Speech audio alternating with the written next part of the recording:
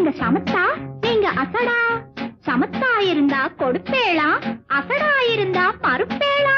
ஏண்டி புதுசா கேக்குற என்ன பார்த்து?